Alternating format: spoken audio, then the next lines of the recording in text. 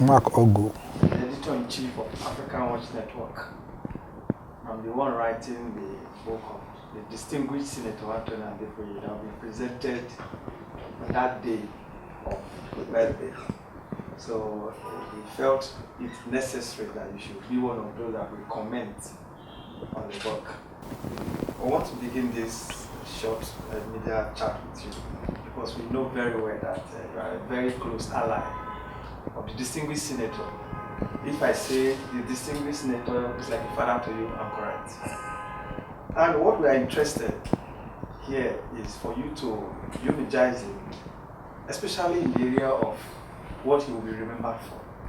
Those things you know that the senator will be remembered for. I think let's start it from there first. Okay, thank you very much. My name is Obasa Hamzat. I'm the Deputy Governor of Lagos. Thank you for this question. Well, I think I will start with the personality of Senator Adefuye. He's a friend of my dad, a younger friend, I would say. They've been in political journey over a period of time. And, you know, Lagos is lucky that we have these elders. And that's why, you know, governance in Lagos seems to be on, say, some form of autopilot, if you compare it to like an airplane. What some people in other parts of the country condemn as, oh, godfatherism, and all those things, is that every leader, whether in business, whether in politics, whether in social life, you must have a mentor. If leaders don't have mentors, they will derail. So if you've read various business books, that's what they'll tell you. That's why companies, big companies, they have boards. They have boards so that the board, they don't sit with the company every day. They don't run the company every day. But they come once in 3 months, whatever, and say, oh, no, you can't do it this way. They can override whatever the businesses want to do. And they can guide because they have experiences. So in Lagos, we have a group of elders. People have been commissioners, people have been senators, people have been House of Reps, all sorts, chairman of the, and all sorts, elderly, that has walked this path before. And we call them the Governor's Advisory Council. So Senator Adefuye happens to be one of them. And so they are the guardians of the governance of Lagos, and is one of them. And we are looking at the area of political conflict resolution in Lagos State. I think this is also very crucial.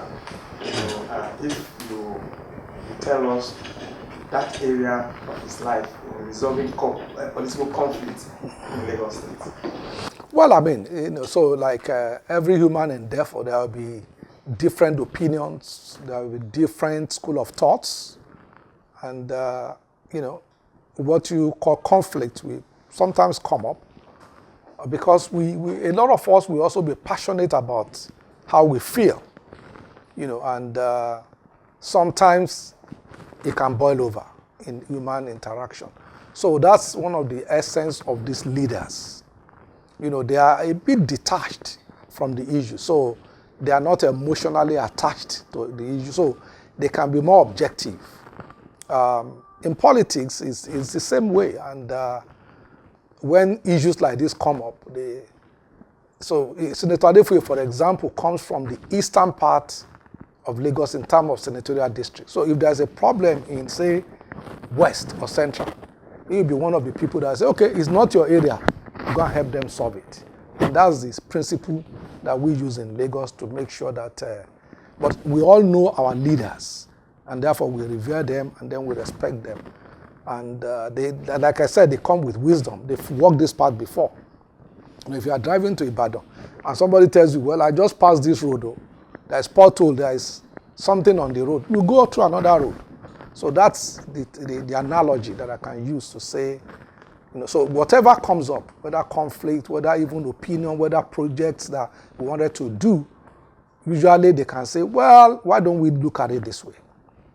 And then sometimes it can be hot, even the discussion. But at the end of the day, we come to a resolution that we believe will serve the state better, and even our political party. Well, I mean, like I said, I mean, so, you know, in life, you must have people that you look up to. If you don't, then you are lost as a human being. So you must have people that you respect, and we are Africans. We are Nigerians. We have values. So that's why in every tradition, there are something called taboo, meaning you cannot do this. It's not a crime legally, some of them. But as a cultural person, they will say, oh no, you can't do this. You just cannot. So those are the type of things that they stand for, this leadership, to say, no, you can't walk this path. This is not the right way. We are Africans, we are, and so on and so forth. So what we emulate from them is the fact that they've walked this path, they are forthright, it's very forthright, and they will say it. He will always say it. You might not like it. It doesn't matter. He will still say his mind. And that's what you must cherish, that people can say truth to power. It doesn't matter your position. So what?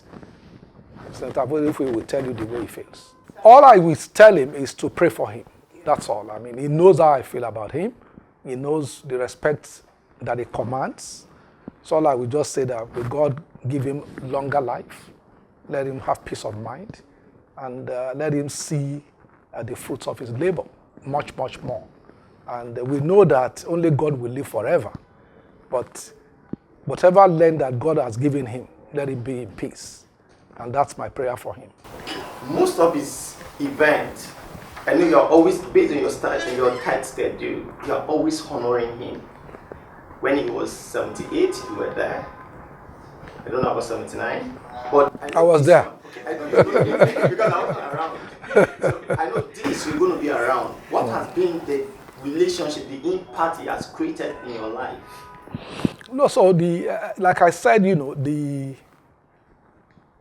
if you don't have respect for your elders, if you don't have respect for people who you look up to, then who do you respect? So as young man, like I said, is very close to my late dad. So I've known him when I was a small boy going to school. So if you don't respect such people, who will you respect? So the respect is deep. The relationship is deep.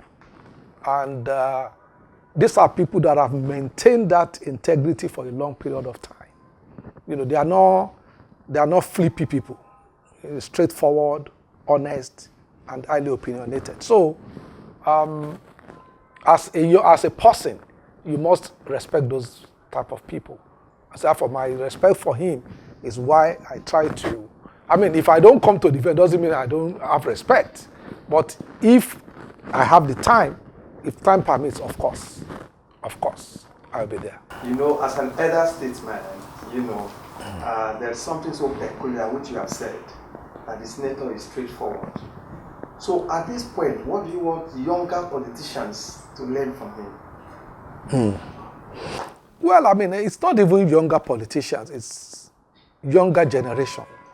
You can be a banker, we also need integrity in everything we do, whether politics. And it's to say that we cannot be a people that is hopeless. As Nigerians, tough time will come, but we go.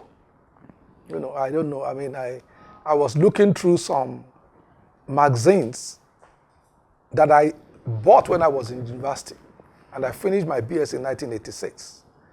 I was 1983, 1984, and they were talking about Nigerian living, what we now call Japa. So it's been on before some of you were born. It's not a new phenomenon. When they said, Beyond Reach, the title of that Newswatch magazine was in 1984 or so, Beyond Reach, and they put picture of tomato, milk and all those. So the question is, the life in itself is like a cycle, and things will revolve around, and so on and so forth. But we must be resolute in trying to solve the problem. So what I think they should learn from them is resilience, and believe that we can solve any problem that we put our mind. So it's not, we cannot be a nation of complainants that no. We must be a nation of people that want to solve problems, because there will be problems. Human civilization will always confront problems. So we must solve them. Global problems, if things will affect us as a people, we must. So these great men, they've, faced many adversities, but they are marching on. And now 80, by God's grace, 90 and the rest. So we, the younger ones, must also learn from that and say, we must focus, we must march on, irrespective of the problem that confronts us. There's nothing that we can't solve if we put our minds to it. And that's what I learned from them. So I wish you a very pleasant, happy birthday. May God continue to be with you. God continue to guide you. And may you continue to live in peace. May you have all your heart desires. I know you're an old man now, 80, but may God make you older and with a lot of wisdom. And may you be happy with the progress that your children and your grandchildren will make. May they make you happy till the end of your days. Go ahead. My name is Mark Oggo. I'm the editor-in-chief, African Watch Network. We are producing a book for the distinguished senator on his 80th birthday, on his majorly on his political thought and his associates. So that is why we are here. So, sir, we would like you to first introduce yourself. You introduce yourself, then you tell us your political relationship with Senator Anthony Adefuye.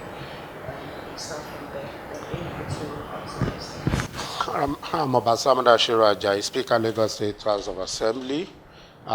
Distinguished Senator Anthony Adefuye is a political leader, is a political father, is a political mentor as well. He has been around for a while, as you all know, as a great politician, a tactician one, and hardly you talk about politics in Lagos, in Nigeria, without mentioning him. If you remember, back in the days during June 12 saga, he played a prominent role in June 12, in Nadeko and also. So up to now, he's a member of our GAC in Lagos State, and he's a leader with very positive position always in every argument. He's someone that his opinion so much, counts whenever we have discussion, and everybody always look up to him, to take position on political issue.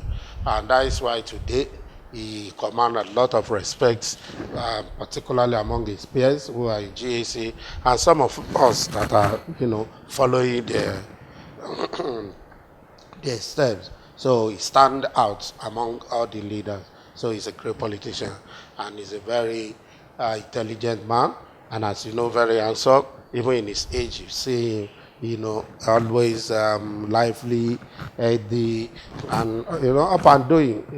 It's very rare to see people around that age still doing what he's doing up to this. So to me, he's such a great man.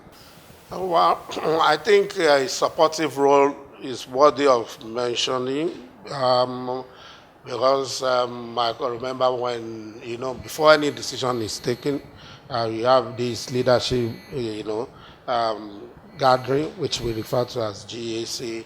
And I can tell you, during the last speakership selection in Lagos State here, and he was among the leaders, and they had a meeting, and even before that, so his mentorship came to play, because most times he will call and advise and guide you what to do, what not to do, where to go, where not to go. And I think he has been doing that. About the last one was so important, and it was kind of guidance that really helped. So for me particularly, I've always looked up to him for that guidance, and he has been doing that. So as I say, he's a political mentor, so, and he has been guiding us. Let me come in here, sir. You know, our politics of grassroots and development is one of the core areas, you know, when you talk about politics. Yeah. And it seems Senator Anthony Adefuye has remained a promoter of grassroots. So what can you say in that regard, in the area of grassroots, what he has done in Lagos State? Having been a senator, now it's not like a grandfather in politics in Lagos State. Well, you cannot be, without grassroots, there's no way you can be a politician. And if you are, you just be a politician in your own household. For you to be a prominent leader, to be known, to be respected, then you must have followers. And where do you gather your followers? At the grassroots. So he has been there, and he's still there, he's still doing it. And something so beautiful about him is that the way and manner he carried along the young ones, the way he encouraged them, the way he talked to them, and the manner, you know, he creates opportunity for them to grow, shows that, you know, he strongly believes in the coming generation and is well rooted in grassroots politics. So if you were to summarize all these things, maybe in 2 lines, you know, what can you say Senator Adefuye is? Well, so he is a great politician. He's a man of the people. He is a good mentor and a good guidance. I think consistency is very consistent, and he's such a man that says it the way he says it. So he doesn't pretend. He will tell you, face you, if you like it, and if you don't. So I think it's good to be a very straightforward man. Well, he is, and I think that is worthy of emulation. Honorable Speaker, sir, I've gone through your profile, and I saw that you're a grassroots man, you know, who started as a councillor. Now today you are Speaker of Lagos State and one of the most celebrated speakers in Africa. And there's one unique thing, I wanted to, you know, for the benefit of people to also know, one unique thing that you have learned in this administration so far. And then the second question I want to ask is, recently you were inducted into the African Legendary Hall of Fame by African Watch, which is one of the highest honors in African Watch. You received it alongside the Minister of Justice, Senator Anthony Adefuye was there, other Vice Chancellor and others were there. What can you say that, you know, in that kind of honor, I mean, how do you feel about such a great honor bestowed on you? Well, I think in politics, it's all about loyalty, dedication, and openness. You know, because you have to be loyal to your leaders. When you are loyal to your leaders and they can trust you, when you are loyal to your peers, your colleagues, and they can trust you, you will be given opportunity to represent them. And I think that is what is playing out for me. So I just urge others that whatever you want to do, wherever, it is not about money, it's not about what you want to gain. But if you are not selfish, because it's only when you are selfish, you put money or benefit ahead of others. But just being dedicated, being loyal, and trustworthy will take you to wherever you want to go or you want to be. As to the honor, I am grateful. We thank them for this honor. It's just a reminder that you have responsibility and there's need for you to do more. So keep working. Okay, I want to say to our leader, our distinguished senator, our mentor, our father, that congratulations in advance. As you attain 80, I wish you 90, 100, 110, 120, and as you continue to live, I wish you all these in good health, with joy, happiness, prosperity, and the blessings of Almighty God. I say congratulations and happy birthday.